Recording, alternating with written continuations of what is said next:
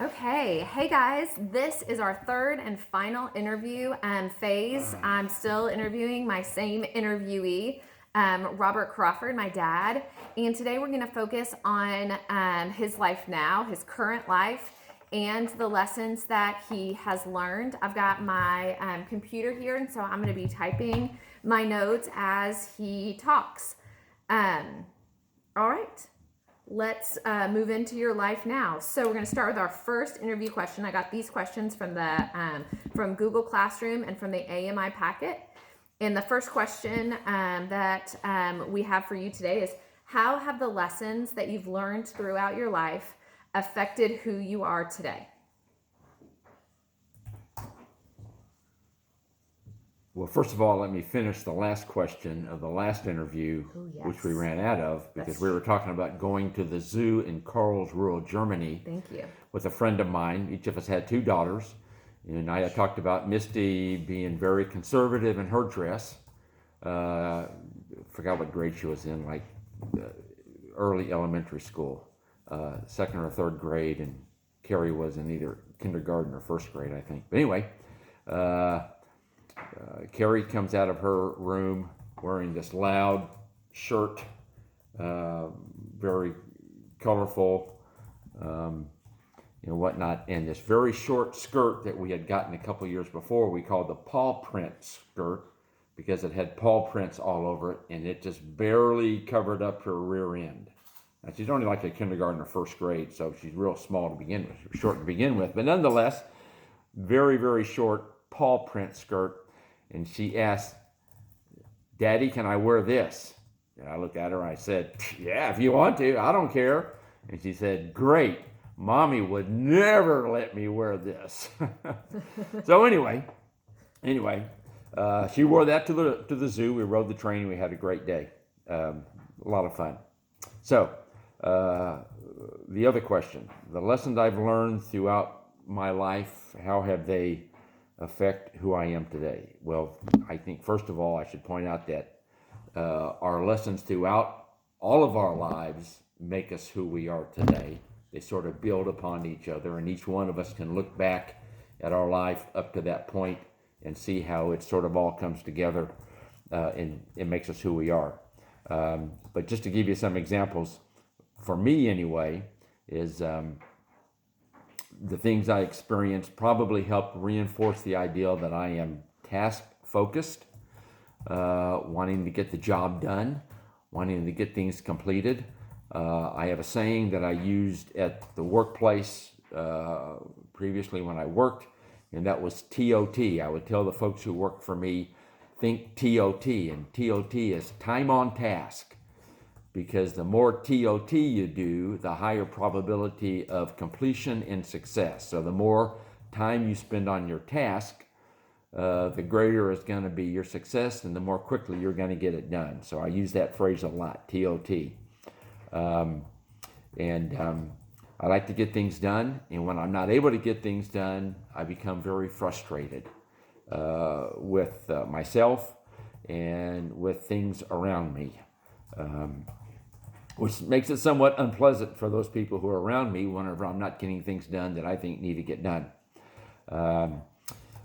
Other things that have made me, or other characteristics of me today, would be things like competitive, like to compete, like to win, but I try to be a good sport about it whenever I don't win. Sometimes that's not easy to do, but I try for good sportsmanship underneath that competitive umbrella. I do like to take care of others, help people, assist. So when you look at that dichotomy of task-oriented and people-oriented, yes, I lean more towards the people-oriented part, the task-oriented part, but I also try to bring in the fact that I need to help others. I need to help them do work. I need to help them be successful, and I need to assist them in that and whatnot. I also like to prioritize. I like to have lists. I like to make a list and put a little circle in front of every item.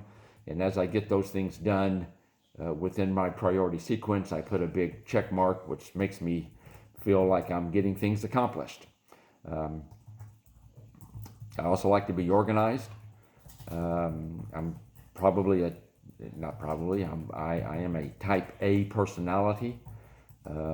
That's the focused, intense, get things done versus the type B personality, which is the laid back, easygoing, go with the flow, and that sort of person.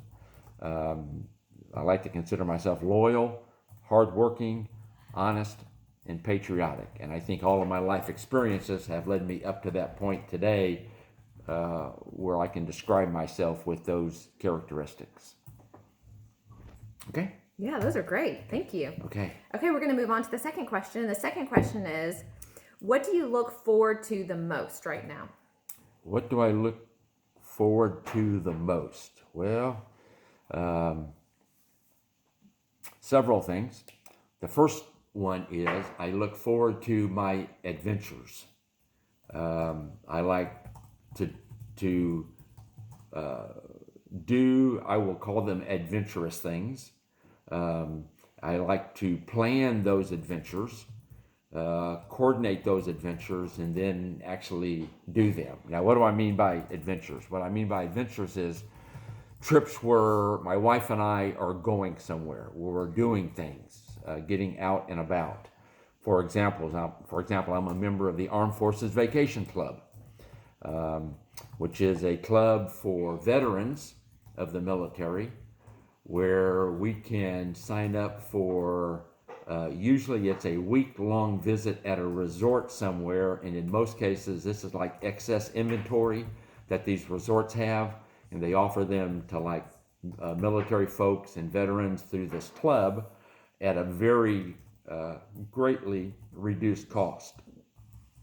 And so I look forward to those adventures, and we almost always do 2 or 3 of those a year, and that's like 2 or 3 weeks each year.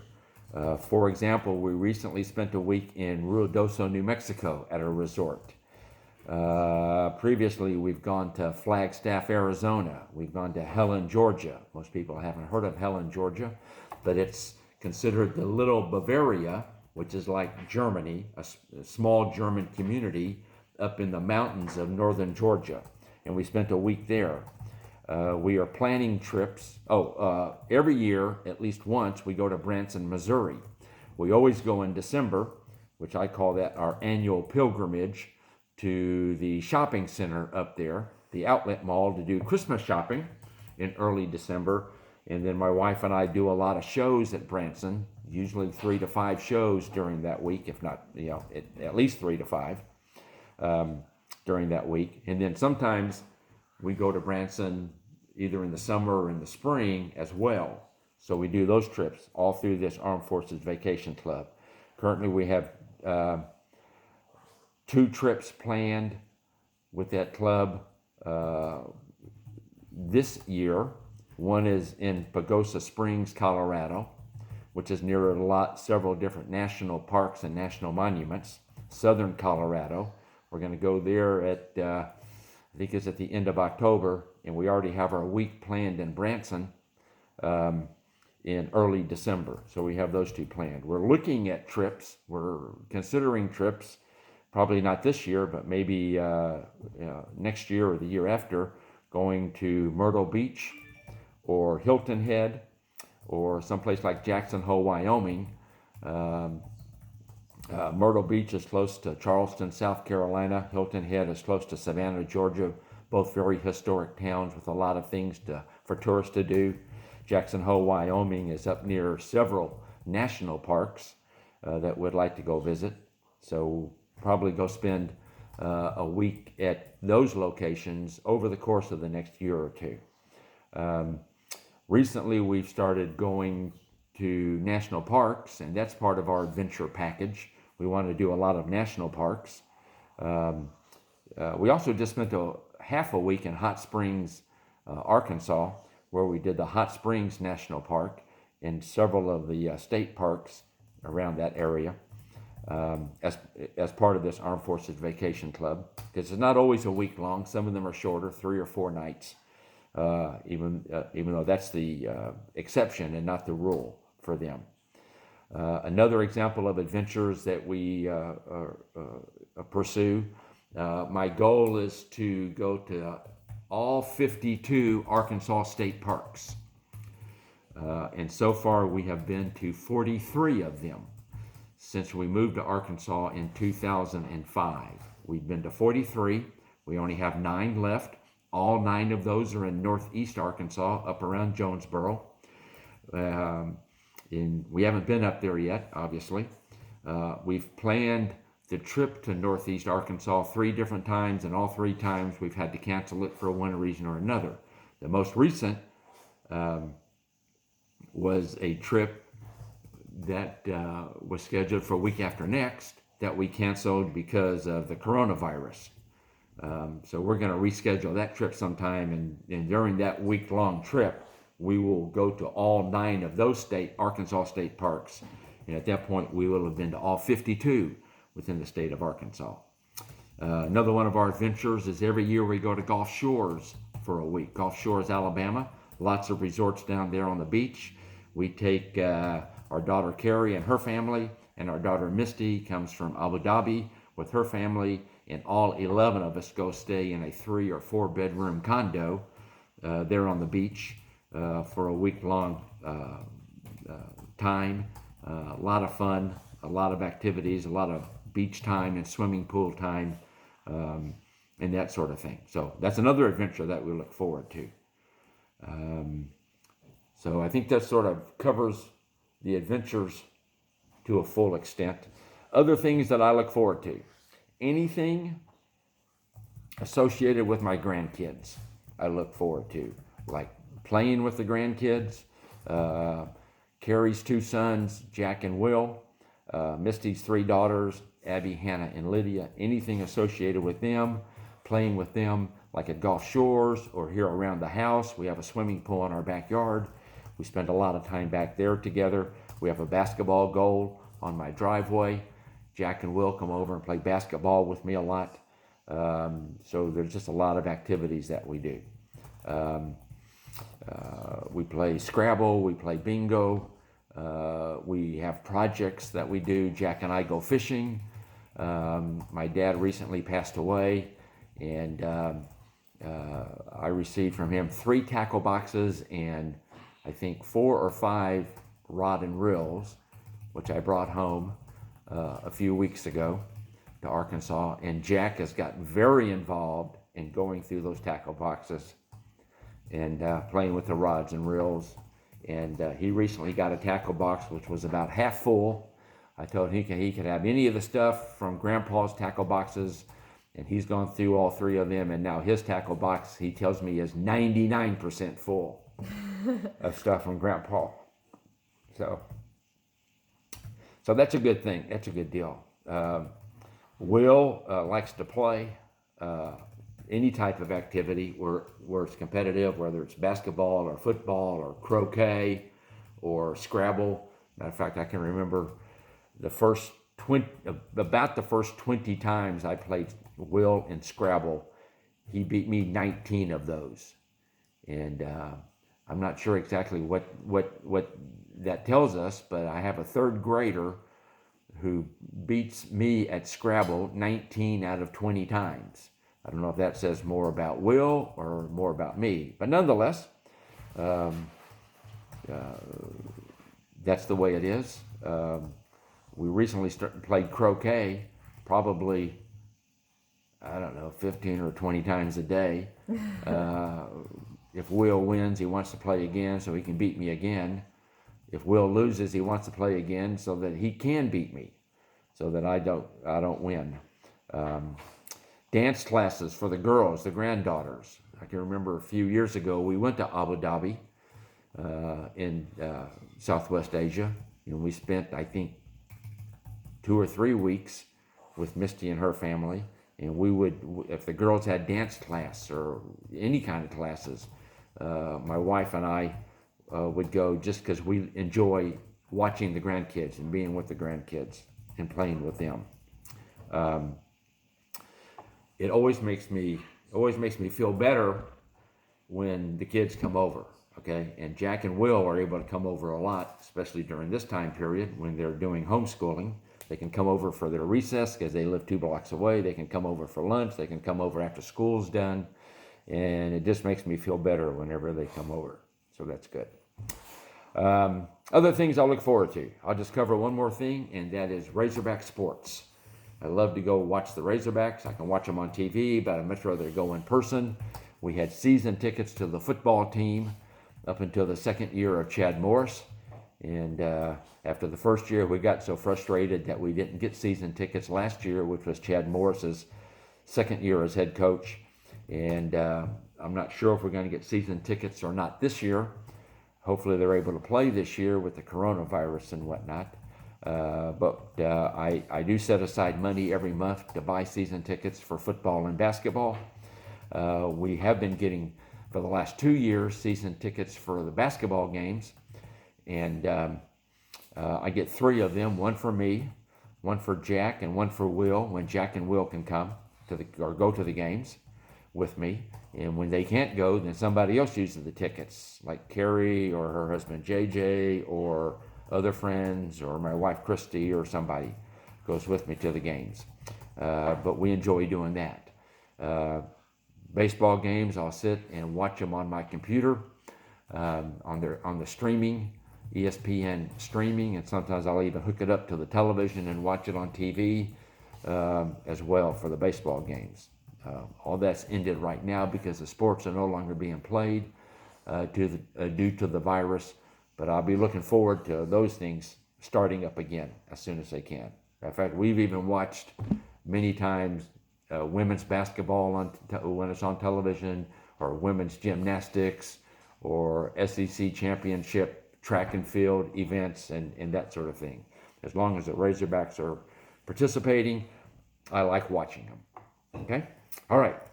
That's what I look forward to. Okay, I'm going to ask you a couple of questions Yes. about some of the things that you brought up. Okay. You mentioned that your granddaughters, along with your daughter and son-in-law, live in Abu Dhabi. Yes. And that you went to go visit. Yes. When did you go visit them in Abu Dhabi?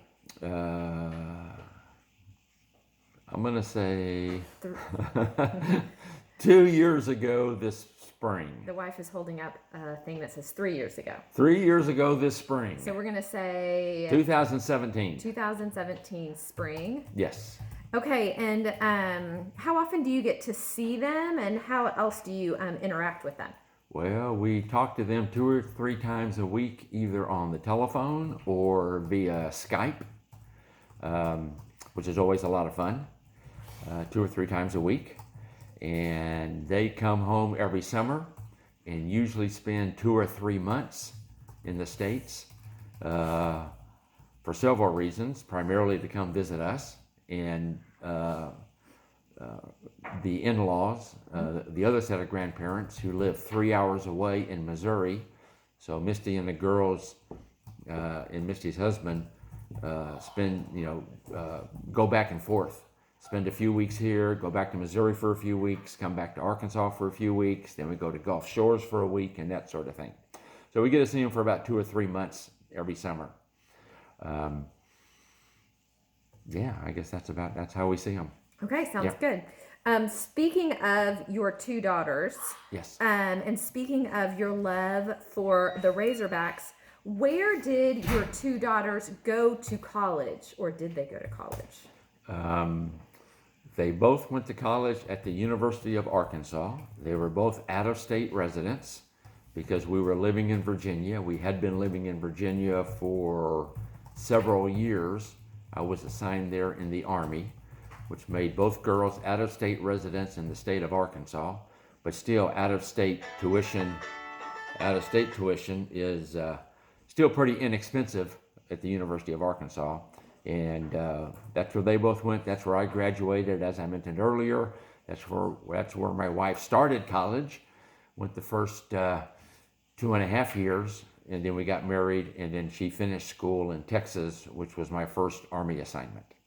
Okay. Okay. Okay, scrolling through I'm also thinking of some, well, actually, I'm going to let you answer this next question, and then I'm going to ask you a couple more. Okay. So the last question that I got from Google Classroom was number 3. Do you have any life advice for others based on the things that you have experienced? Life advice based on the things that I have experienced during my 67 years. Let me give you a few things to consider, to chew on. First of all, education. Advice about education, how to be successful. I think the 3 most important things to be successful in education is, number 1, this is especially for college, because some of this is almost a no-brainer for public education, public school. But go to class. Don't skip class. Don't sleep in late. Don't get involved in other activities that keeps you from going to class and those sort of things. Prioritize your classroom attendance at the top of the list and put everything else behind that as much as you possibly can. Number 2 is, when you're in class, pay attention and take notes. What the instructor is telling you is 99% of the time very important, and you're going to see it again most of the time on either an exam or a paper you're writing or something along those lines. So take notes, pay attention, and I would encourage you also to participate. Ask questions, answer questions, show the instructor that you're involved and you're interested and you want to learn the material. And then the third thing, on top of those first 2, is do the homework, do the assignments. In my case, sometimes there were so many assignments that I had to prioritize which ones could I do for a particular class, or some that I really needed to do and had to get done, and others that I could sort of maybe either put off to the exam or maybe not even do at all. But at least the important ones, I always made sure that I did as part of my homework assignments. Okay, so that's sort of for education. Let me talk a little bit about leadership. If you're the leader, I always shared this philosophy of leadership that I had with the folks who worked with me, especially the subordinate leaders who worked for me. My philosophy of leadership can be spelled out in the acronym LIFE, L-I-F-E. And the L stands for listen. Listen to those people who work for you, because you need to take care of them, because they're your people. And to be able to take care of them, you have to listen to them and hear what they have to say, hear their questions, hear their input. If they have questions about things, help them along the way, answer the questions, help them out, whatever it may be. If they have input to a particular project, listen to it, consider it, talk to them about it, the pros and the cons and that sort of thing. But listen to what they have to say, okay? The I in life is inform. Keep them informed. As the leader, you're going to have a lot more information than most of them have, and you're going to get it from those leaders who are above you in the organization. You're going to get information and guidance from them, and the important thing is to inform the people who work for you about that information, providing it to them so that they can better do their job and accomplish their tasks. So keep them informed, talk to them, have meetings, share information with them. The F in life stands for framework. Give them sort of a framework, which are really the boundaries that within those boundaries, you want them to get their job done and use their initiative to be successful and accomplish the mission, accomplish the task within those boundaries. Those boundaries are primarily there for them to use their initiative, because you want them to be motivated in that way. Now, if they get outside of those boundaries and do something inappropriate or do something they shouldn't do or make a decision that was really above their pay grade, so to speak, if they're outside those boundaries, then you need to, in a positive, encouraging way, in a supportive way, bring them back in the boundaries and explain what they did, why it was something they should not have done, that it was sort of out of that framework, out of those boundaries, and that you want them to operate within those boundaries, but you still want them to use their initiative. And then the E in life is enough guidance.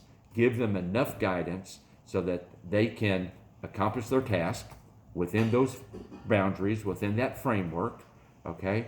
But you don't want to give them too much guidance, or then you become a micromanager, and people don't like to work under bosses who are micromanagers. They want to be left alone to do their job, and their boss to be there to listen to them, to keep them informed, and to give them guidance as necessary. So that's my philosophy of leadership. Some other advice for sports, or probably for a lot of different activities, but primarily sports is the way I think about this, is there's three things about playing sports, being on a team, or playing a sport where it's an individual sport, something like golf or tennis, something along those lines.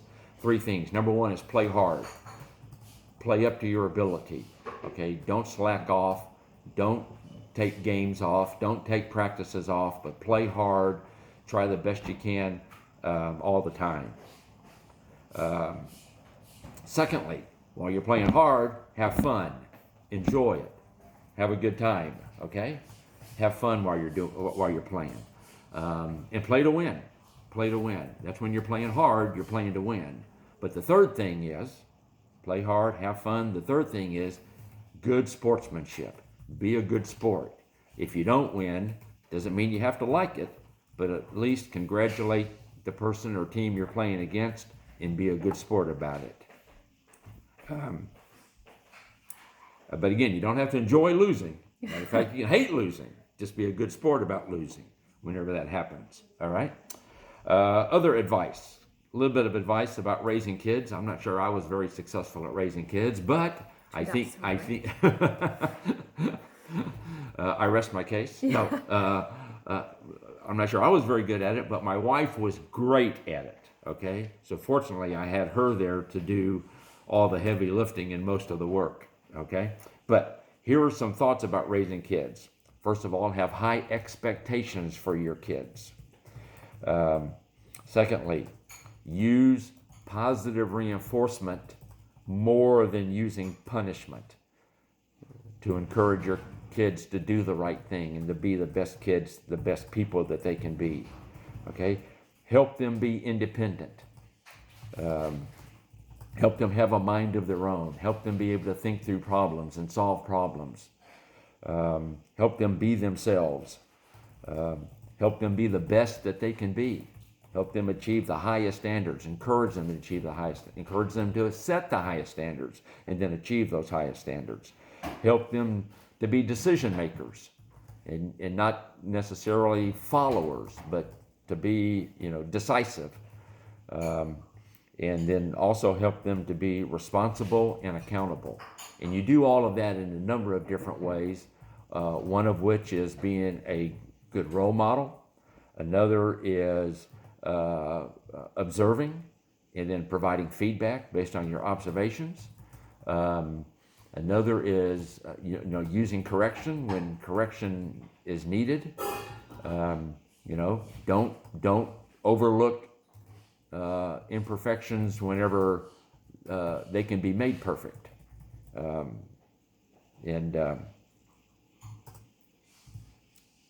And be present.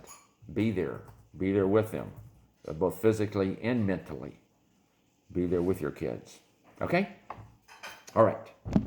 Okay. Those are my words of wisdom. I love it. Those were great. Because I know that I'm doing a timeline, I'm going to want to go back and maybe fill in some gaps that I think are going to help me whenever I'm filling out the timeline. Okay.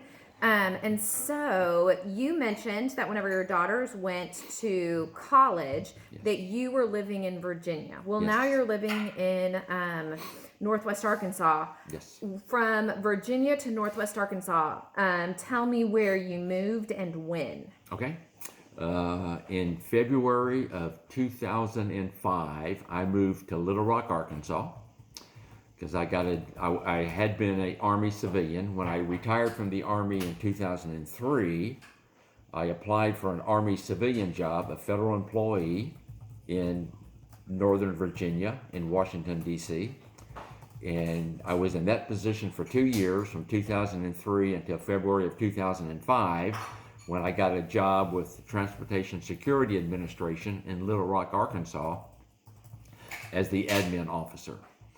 So I went to that job in February of '05, and I was in that job until November of 2016.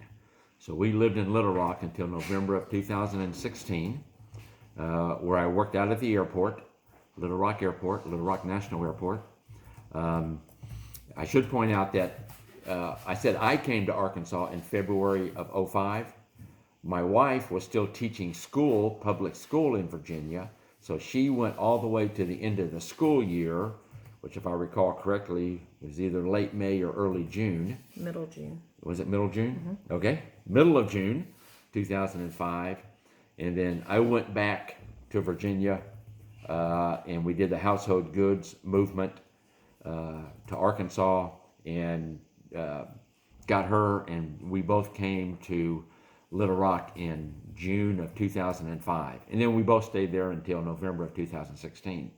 Even though the house we bought here in Northwest Arkansas, we bought in May of 2016, and my wife spent most of her time from May to November of 2016 here at our new house in Northwest Arkansas in Springdale.